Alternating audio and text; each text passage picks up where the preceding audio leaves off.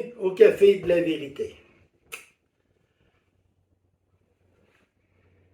Il y a une chose que tout chrétien devrait faire. Et malheureusement, beaucoup ne le font pas. C'est lever les mains. Lever nos mains vers le Seigneur. Car le Seigneur habite dans la louange. Mettez de la musique et vous allez voir, les jeunes enfants vont se mettre à danser. Ils vont lever les mains aux autres. Puis ils vont danser. Le Seigneur, dans la louange, nous demande d'être comme des enfants. C'est un esprit qu'on doit les louer. Donc, un bel exemple. Dans Exode 17, 10 à 13, Moïse rentre en guerre contre les Amaleks. Il a son bâton. Et Dieu lui a dit, lorsque tu vas lever ton bâton, Israël va avoir le dessus. Tu vas baisser le bâton, les Amaleks vont avoir le dessus. On voit ça dans Exode 17, 10. Je vais vous le lire.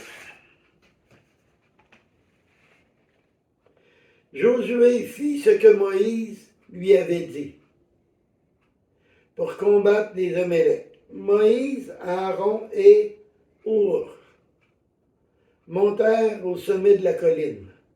Lorsque Moïse élevait la main, Israël était le plus fort. Lorsqu'il reposait les mains, Amalek était le plus fort. Les mains de Moïse étaient alourdies et ils prirent une pierre qu'ils placèrent sous lui et il s'assit dessus. Aaron et Our soutenaient ses mains, l'un d'un côté, l'autre de l'autre, et ses mains restaient fermes jusqu'au coucher du soleil. Et Josué soumit Amalek et son peuple et les frappa du tranchant de l'épée. Donc, pourquoi?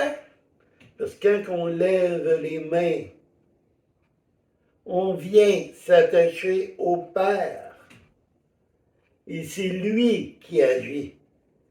C'est lui qui travaille. On va aller voir Actes 16, 25 et 26.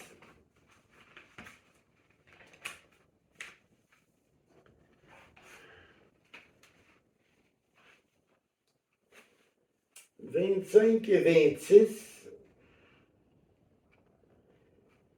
Vers le milieu de la nuit, Paul et Silas, ils étaient en prison.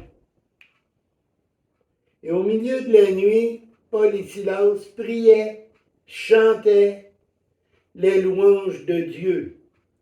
Et les prisonniers les écoutaient. Tout d'un coup, il se produit un grand tremblement de terre, au point que le fondement des pierres furent ébranlés. Et même, instant, toutes les portes sont ouvertes. Et les chaînes de tous s'est détachées. Paul était dans quoi? Dans la louange. Lorsque nous sommes dans la louange, on s'est connecté à Dieu. On laisse Dieu dans le contrôle. Vous avez des problèmes? Louez l'Éternel. Paul est en prison. Il y avait des problèmes. C'est pas les prisons du Canada, là. Hein? C'est pas drôle, là. Mais, regardez. Bien souvent, vous allez aller dans des assemblées où ce qu'on loue réellement le Seigneur, qu'on se lève debout, qu'on lève nos mains, qu'on chante la gloire de l'Éternel, très souvent, c'est là qu'il va se passer des grandes choses.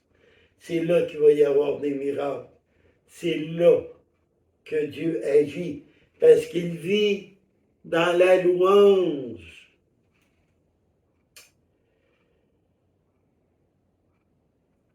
C'est simple. Dans la louange, c'est là qu'on va voir la puissance de l'Éternel s'éclater. Une puissance en action. Et toute épreuve se passe bien mieux lorsqu'on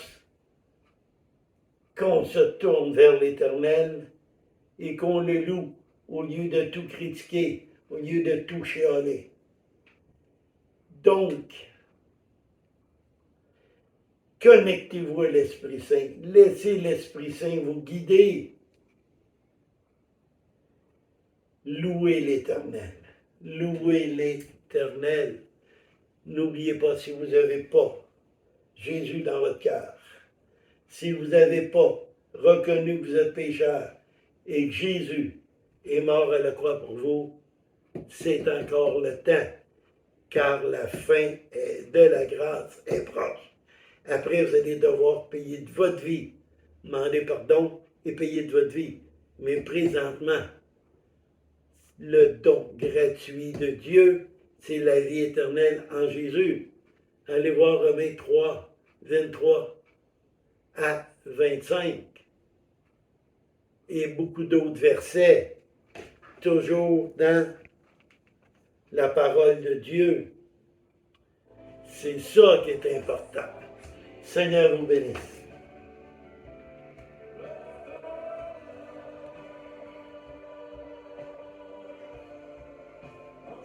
Venez,